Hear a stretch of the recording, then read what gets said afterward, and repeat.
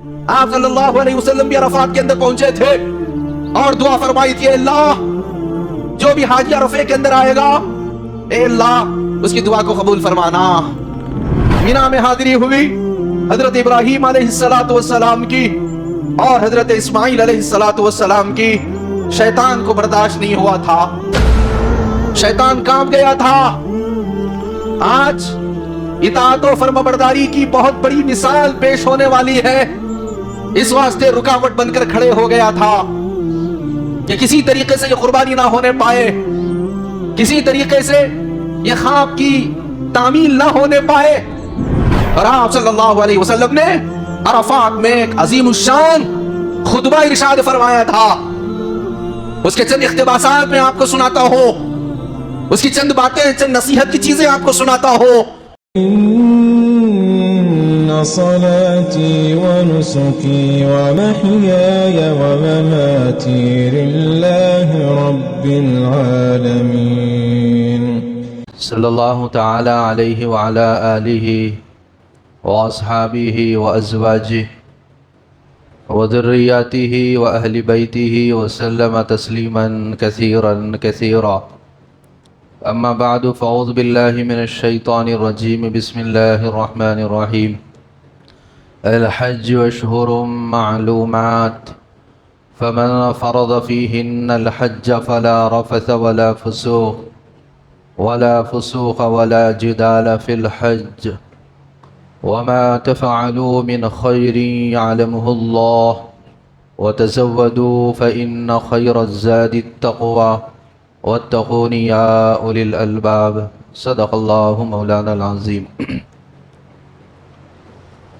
حضرات سامعین، بزرگان محترم، عزیز نوجوانوں، ساتھیوں، اللہ تبارک و تعالیٰ نے بہت ہی قیمتی ایام اور راتیں ہمیں عطا فرمائی ہے۔ ماہ رمضان المبارک کے بعد سب سے قیمتی دن اور سب سے زیادہ فضیلت والے راتیں ہیں تو وہ یہی ہے جو چل رہے ہیں، اور اللہ تبارک و تعالیٰ کی خصوصی رحمت روئے زمین پر اتر رہی ہے، اور 5 دنوں میں رب کی خصوصی رحمت بندوں کے اوپر اترتی ہے۔ اور آج سے حج کا آغاز ہو چکا اور پہلا دن ہے، اور ہم سب جانتے ہیں کہ حج وہ 5 دنوں میں انجام دیا جاتا ہے، اور یہ وہ 5 دن ہے جس میں حجاج کرام حج کے فرائض ادا کرتے ہیں، اور اللہ تبارک و تعالیٰ کی خصوصی رحمتیں ان حاجیوں کے اوپر بھی اترتی ہے اور قربانی کرنے والوں کے اوپر بھی اترتی ہے۔ قربانی اور حج یہ 2 ایسی اہم عبادتیں ہیں کہ اللہ تبارک و تعالیٰ اس کے نتیجے میں ڈھیر سارے نیکیاں عطا فرماتے ہیں، بندوں کو اجر و ثواب سے مالا مال فرما دیتے ہیں۔ جنہیں اللہ تبارک و تعالیٰ نے توفیق دی، لاکھوں کی تعداد میں وہ تو حج پر پہنچ چکے ہیں، اور جنہیں اللہ نے ابھی اپنے در پر نہیں بلایا ان کے لیے دوسری عبادت قربانی والی موجود ہے۔ یہ 2 عبادتیں ایسی ہیں کہ بندہ رب کی رحمتوں کو زیادہ سے زیادہ حاصل کر سکتا ہے۔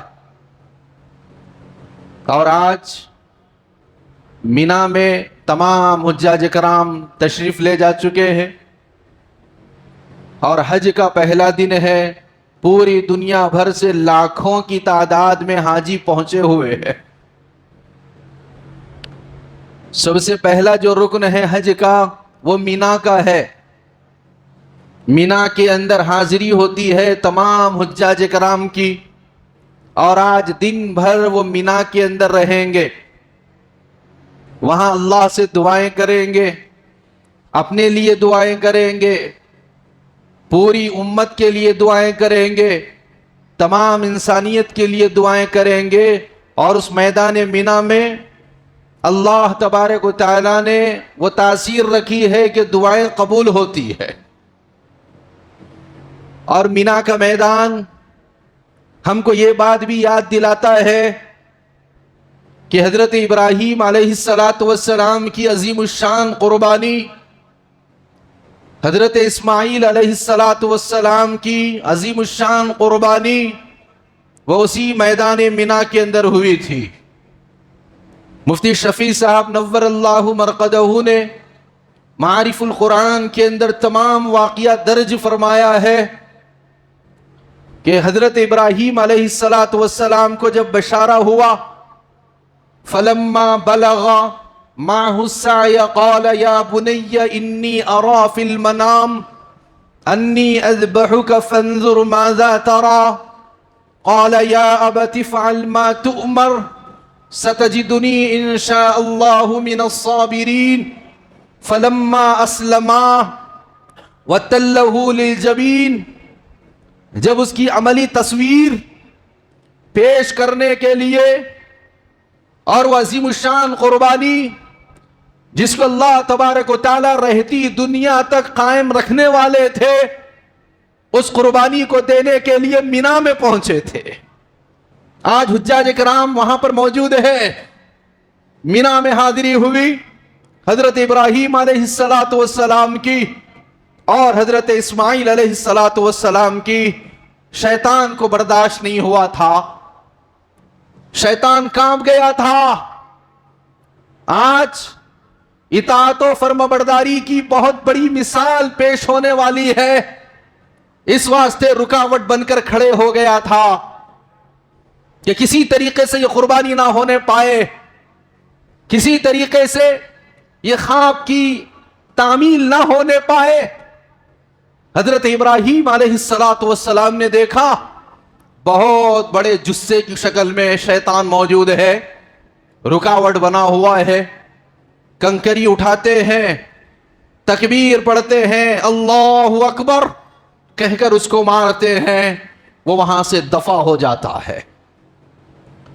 کچھ دور آگے چلتے ہیں، پھر دوسری مرتبہ آ کر سامنے کھڑا ہو جاتا ہے، رکاوٹ بن کر کہ کسی طریقے سے راستہ روک دو۔ پھر حضرت ابراہیم علیہ السلام تکبیر پڑھ کر کنکری مارتے ہیں، وہاں سے دفع ہو جاتا ہے۔ پھر کچھ دور اور چلتے ہیں، پھر ایک بہت بڑی رکاوٹ بن کر کھڑا ہو جاتا ہے۔ پھر حضرت ابراہیم علیہ السلام کنکری مارتے ہیں، دفع ہو جاتا ہے۔ اسی کو رمی جمرات کہا جاتا ہے، جمرہ عقبہ، جمرہ وسطی، جمرہ اولا، یہ تین رمی ہوا کرتے ہیں۔ حجاج اکرام تیسرے دن سے یہ رمی شروع کرتے ہیں، 10 ذی الحج سے۔ 10 کو یہ رمی ہوتی ہے، 11 کو رمی ہوتی ہے، 12 کو رمی ہوتی ہے۔ یہ کیا ہے؟ یہ وہی حضرت ابراہیم علیہ السلام کی عظیم سنت کی تکمیل ہے۔ اللہ تبارک و تعالیٰ کو بہت پسند آیا تھا وہ عمل کہ شیطان کو دھتکار دیا گیا، شیطان کو مار بھگا دیا گیا۔ اس سے ہم سب کے لیے ایک پیغام ہے، شیطان کو ماریں، شیطان کو دور رکھیں، شیطان کی پیروی سے بچیں، شیطان کی اتباع سے بچیں۔ یا ایھا الذین آمنوا لا تتبعوا خطوات الشیطان، رب ذوالجلال فرماتے ہیں شیطان کے نقش قدم پر مت چلو، یہ تمہیں گمراہ کر دے گا، ضلالت کی راہ پر لے جائے گا، جہنم کے راستے پر ڈال دے گا۔ شیطان کی پیروی کیا ہے؟ سنتوں کو چھوڑ کر زندگی گزارنا۔ شیطان کی اتباع کیا ہے؟ دین سے دور ہو کر زندگی گزارنا۔ شیطان کے نقش قدم پر چلنا کیا ہے؟ رب کو ناراض کر کے زندگی گزارنا۔ یہ ہے شیطان کی پیروی، یہ ہے شیطان کا اتباع، اور قرآن میں روکا گیا۔ اور حضرت ابراہیم علیہ السلام نے مینا کے میدان میں جہاں پر آج حجاج اکرام موجود ہے، اپنے عمل کے ذریعے سے بتایا کہ شیطان کو مارو، اپنے عمل کے ذریعے سے، اپنی اطاعت اور فرمانبرداری کے ذریعے سے شیطان کو دور کرو اور رب سے قریب ہو جاؤ۔ حج کا عمل بھی رب سے قریب کرنے والا ہے، نمازیں بھی رب سے قریب کرنے والی ہے، اللہ کی اطاعت و فرمانبرداری بھی رب سے قریب کرنے والی ہے، سنتوں والی زندگی یہ بھی رب سے قریب کرنے والی ہے، لہذا ہر بندے مومن کو اس کا اہتمام کرنا چاہیے۔ کل کا دن آئے گا، عرفات کے اندر تمام حاجی پہنچیں گے، 15 لاکھ سے زائد حجاج اکرام پہنچے ہوئے ہیں، اور ہندوستان سے 1,75,000 حجاج اکرام حج پر تشریف فرما ہے۔ کل میدان عرفات کے اندر حاضری ہوگی تمام کے تمام حاجیوں کی، اور وہاں پر ظہر اور عصر کی نماز ایک ساتھ پڑھی جائے گی، جسے جمع بین التقدیم کہا جاتا ہے، وہ اس مقام کے اوپر ہے۔ ظہر کی نماز اور عصر کی نماز ظہر کے وقت ہی میں پڑھی جاتی ہے۔ کیا خوشنما منظر رہتا ہے۔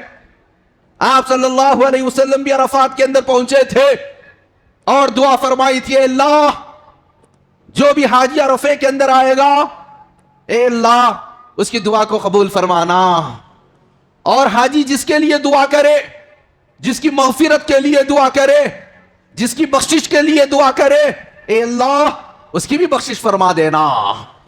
عرفات کا میدان وہ میدان ہے جہاں پر دین کی تکمیل ہوئی ہے، جہاں پر رب ذوالجلال نے سورہ مائدہ کی وہ آیت اليوم اکملت لکم دینکم واتممت علیکم نعمتی ورضیت لکم الاسلام دینا نازل فرمایا ہے۔ عرفات کا میدان وہ ہے جہاں پر حضور اکرم صلی اللہ علیہ وسلم نے آخری خطبہ ارشاد فرمایا تھا حجۃ الوداع کے موقع پر۔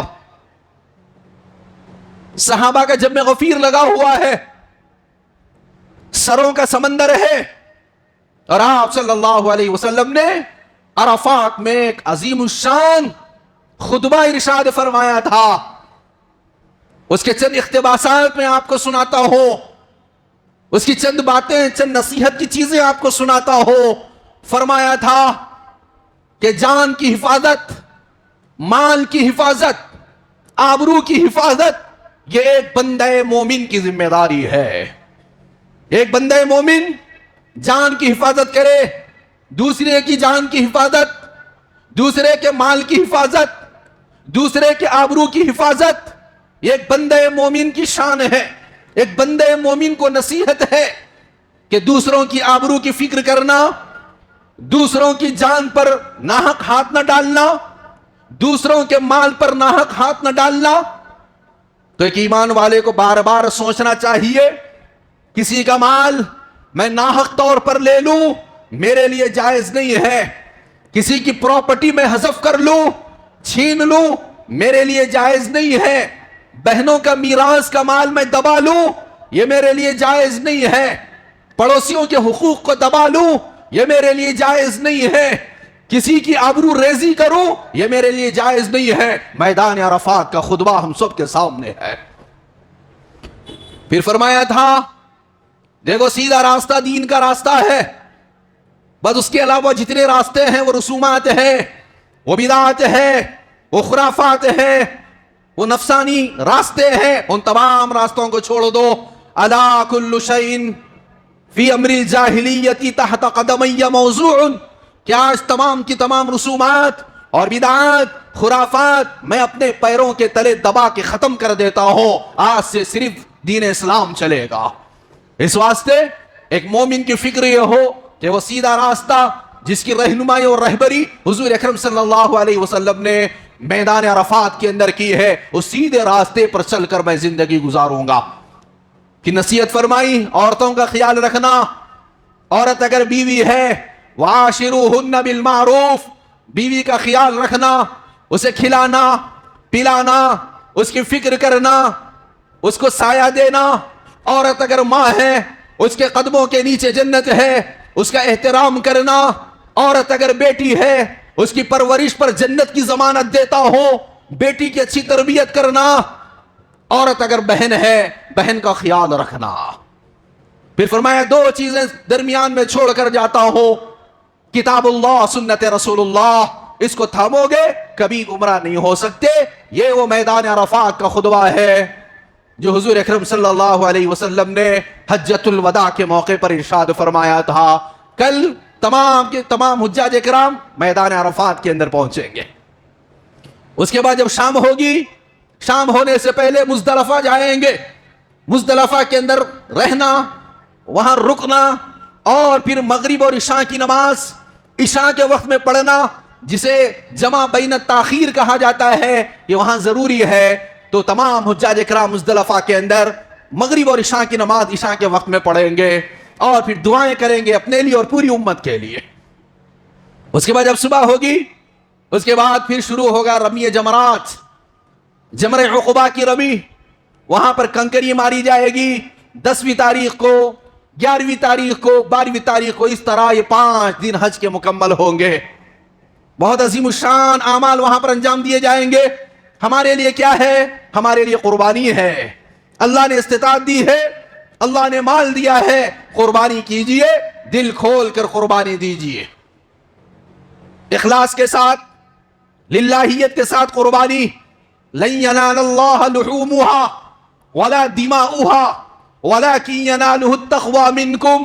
رب ذوالجلال فرماتے ہیں جو تم قربانی کا جانور ذبح کرتے ہو، اس کا گوشت ہم کو نہیں پہنچتا، اس کا خون ہم تک نہیں پہنچتا، بلکہ تمہارے دلوں میں جو پرہیزگاری ہے، جو نیک نیتی ہے، اس کے مطابق ہم تمہیں اجر و ثواب عطا فرماتے ہیں۔